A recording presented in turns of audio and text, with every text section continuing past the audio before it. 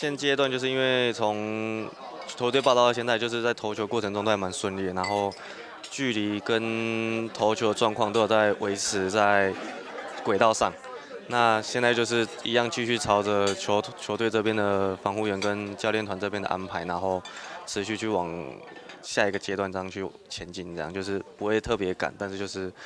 会比较注意手肘状况。那如果没什么太大问题，基本上都还是会顺利的一直在往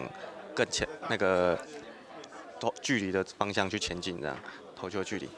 因为现在强度会慢慢拉比较强，所以就是看现在投球状况会不会遇到什么瓶颈。如果没有，可能在4月多就会顺利进牛棚才对。距离有拉到自己要的距离之后，然后近距离还是会就是投球就是本垒到投球距离在平地上面还是会稍微丢一下，因为是站姿的，那就是会去加一些力量，然后看手肘的感觉是怎样。那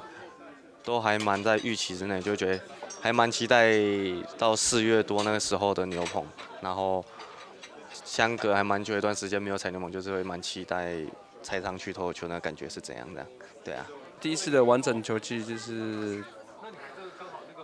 没有就是特别去想那么，就是没有什么特别的没有什么不一样的心情，可是就是一直有目标的要前进这样而已。然后就是现阶段就是把自己调整好，然后。因为我目前还没开始比赛，希望能够就是早点进入比赛状况，然后就是尽快回一军，把肌力练起来，然后一些技术上的状态能够就是慢慢就是要让他，应该是说要就是能够赶快进入到比赛状况这样，不管是手背还是打击。不然就是他是引导，我觉得这是对我比较重要。其他的数字那个只是个数字，我觉得就是把自己该做好的事情，然后做好，然后为球队有好的表现，帮助球队能够赢球，那才是最重要的。因为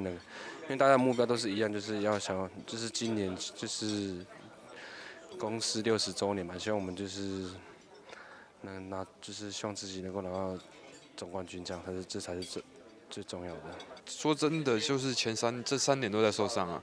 然后我觉得就是每一年的心情都一样，就是希望自己在复健过程，就是不要再让自己的伤变得更严重，然后希望可以一直都持续好的状况这样子的。其实我们交流，我们2个几乎每天都会交流，因为就如同我之前讲的，我们2个几乎每到球场就是都会黏在一起的，就是走到哪跟到哪那一种啊。然后只是对于我的状况跟他的状况，有时候就是不能去相比嘛，因为毕竟。我是连续3年动手肘手术，然后他也是会一直去跟我讨论说，就是有什么地方需要去改进，然后有什么地方需要去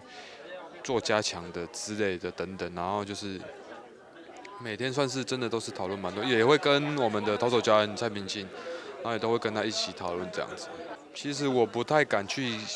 想时间表什么时候可以复苏，因为毕竟，例如就是因为在复健过程，我真的会很怕会造一个万一，所以你说我要给自己一个时间表，我还不太明确，但我也是希望可以在下半季一开始就复苏这样子。